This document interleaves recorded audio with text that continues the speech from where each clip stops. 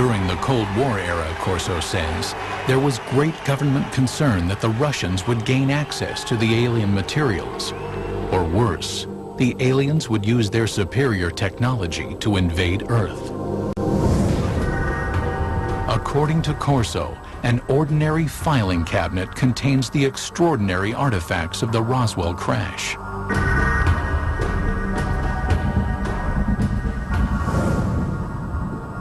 A piece of super strong metallic cloth. Corso contends it may have protected the alien pilots in their spacecraft. A tube that appears to shoot a searing red light. Corso thinks it might be a surgical instrument or a weapon.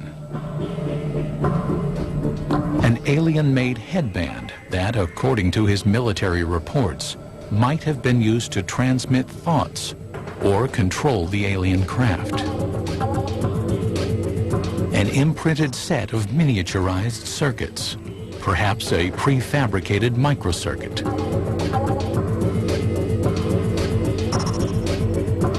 A flexible wire that might have transmitted light through its interior. And a lens that could allow anyone to see in the dark, supposedly taken from the eye of an alien being.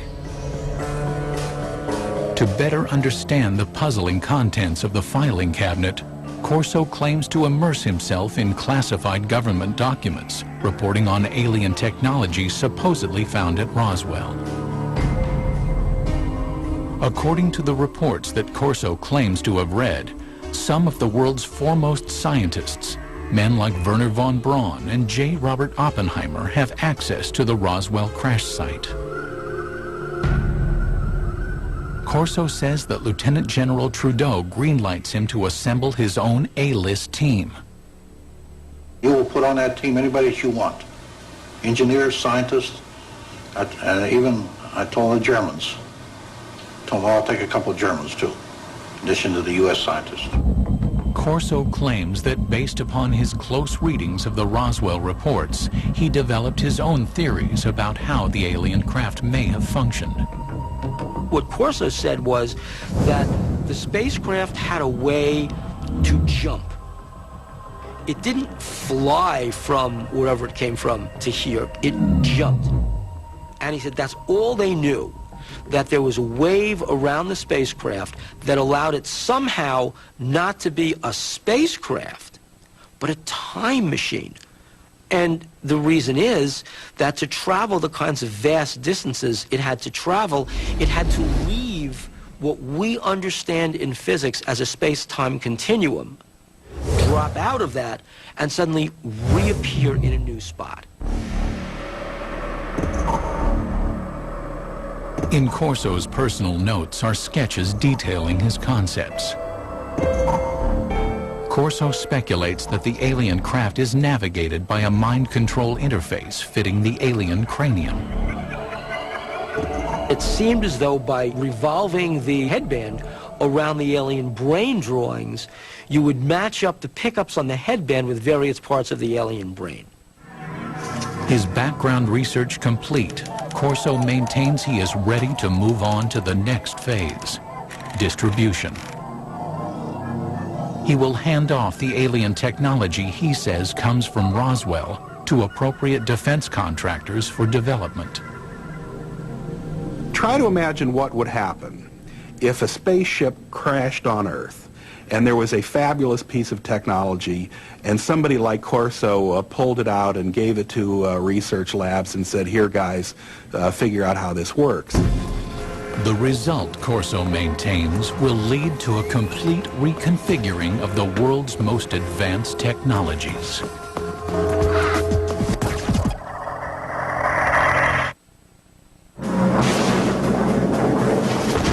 In the early 1960s, America's military might is directed toward fighting the Cold War.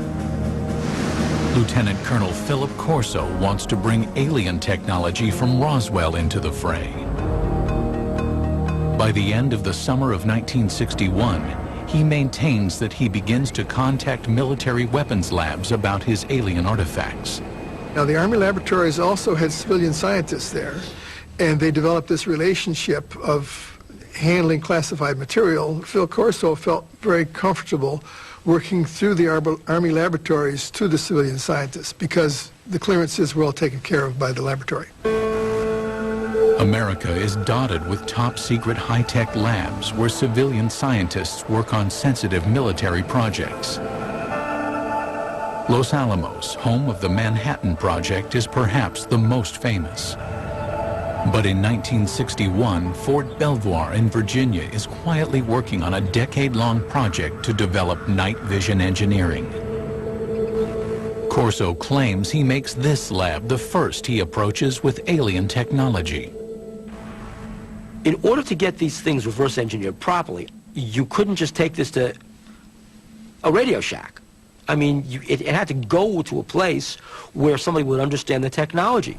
According to Corso, Roswell eyewitnesses report that the alien craft has image-intensifying technology.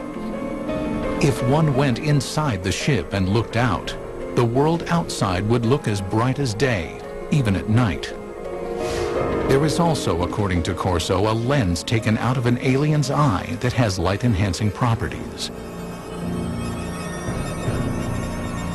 No one knows how the two are related, says Corso, but he knows their potential value.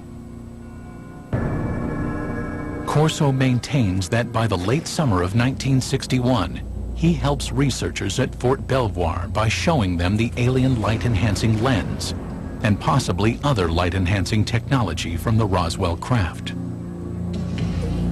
This was a kind of technology that, although we think we have a very clear line of development going back to the Second World War, we take a look at how this technology has literally geometrically exploded over the years. Now, can this be attributed to this technology that was picked up at Roswell, according to Corso? Well, according to him, it can be. Corso says he wasn't able to further develop the alien mind control interface. His theory was that it would only function with an alien brain. But this momentary setback, he claims, didn't forestall development of another Roswell artifact, an imprinted circuit of mysterious design. We also had a little charred chip.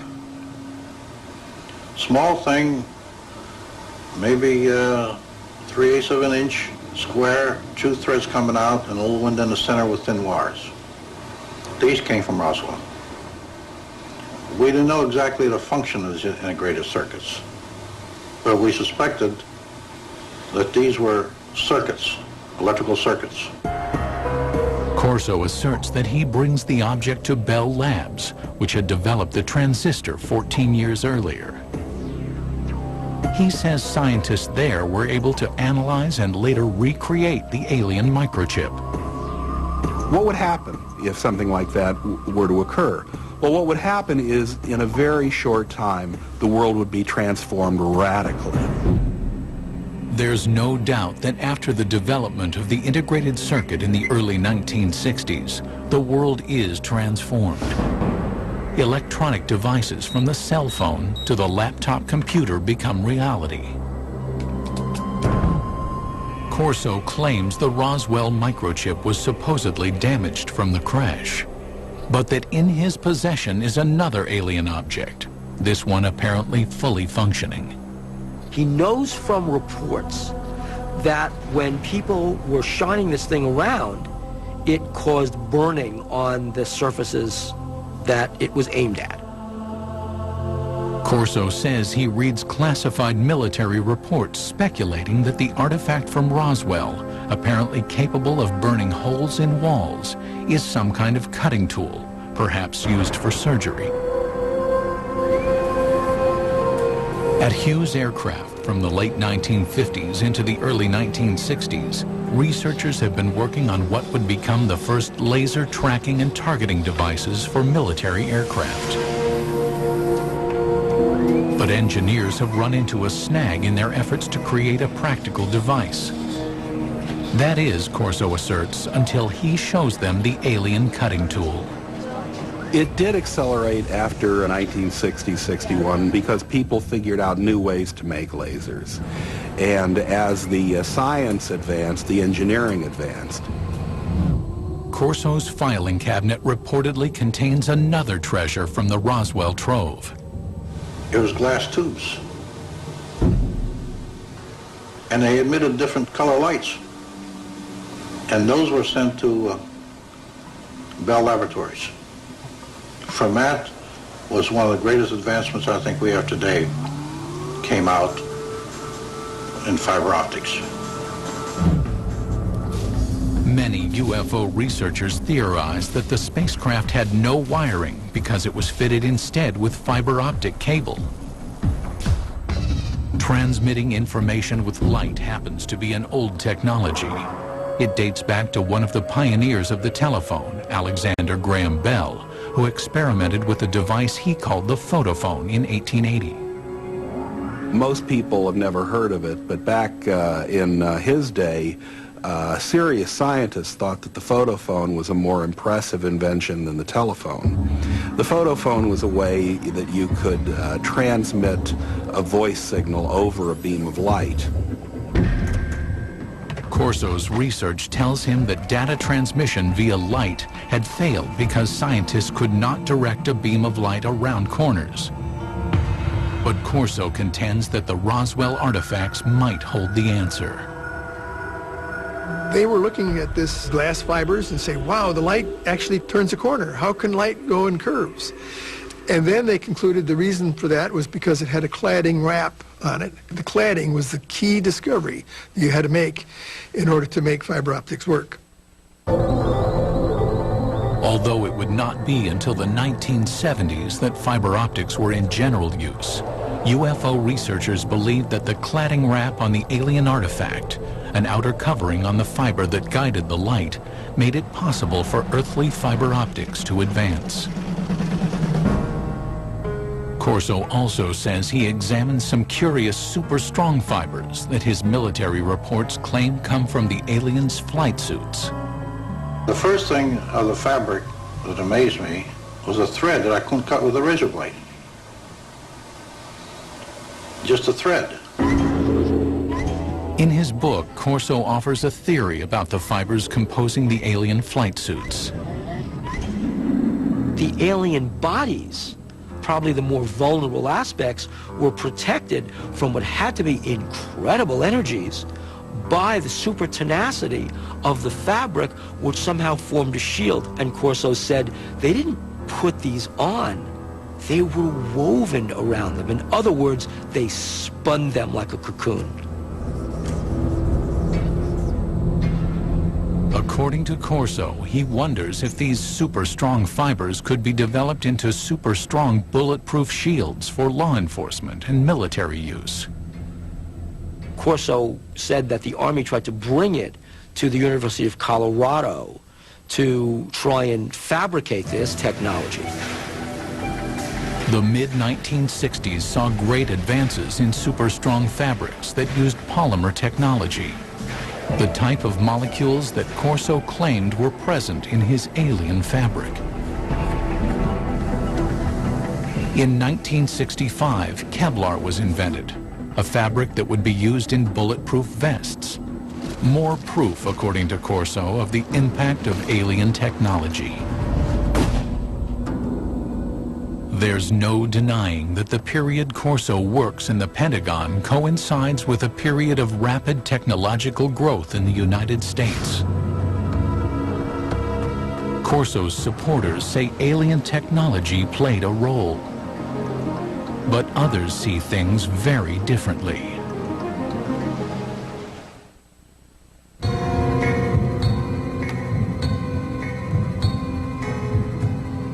In his best-selling book, The Day After Roswell, Lieutenant Colonel Philip Corso claimed to introduce alien technology from the 1947 Roswell crash to the American military's technological agenda.